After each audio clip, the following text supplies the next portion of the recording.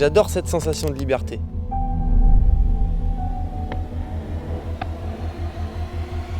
En fait, j'ai commencé à voler grâce à mon père. Au fur et à mesure des vols, j'ai vraiment voulu me perfectionner.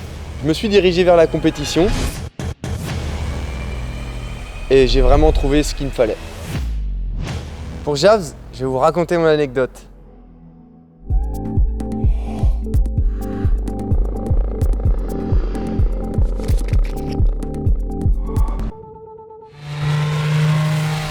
Je m'appelle Thomas Mignot, j'ai 28 ans, je suis pilote de paramoteur. Je vole depuis l'âge de 15 ans. Je suis pilote de la team Parabatix et membre également du groupe France Paramoteur Slalom.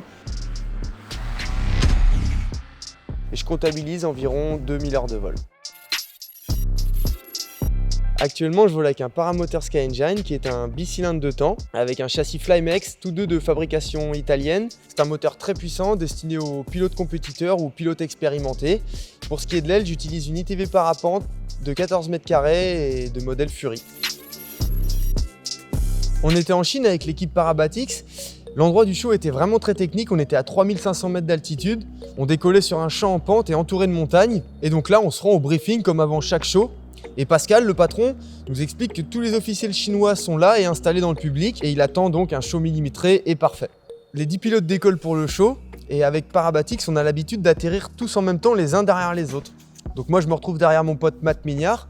Je me rends compte que j'arrive un petit peu vite derrière lui, donc je sors mes pieds pour déraper un petit peu plus, mais pas assez. Je piétine la voile à Matt et au moment où je pose le pied sur sa voile, je m'étale devant tous les officiels chinois à 1 mètre du public, la honte internationale.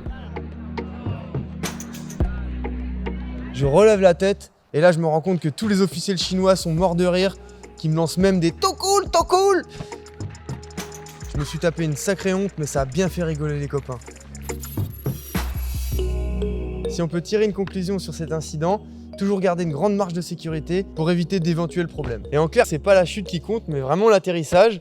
Toujours avoir 2 culottes sur soi au cas où tu fais dans la première. Non merde. Être pilote Parabatix, c'était déjà un rêve pour moi. Donc là, le summum, ça serait que toute l'équipe et moi-même allions voler entre les buildings en plein centre-ville dans je ne sais quelle ville du monde.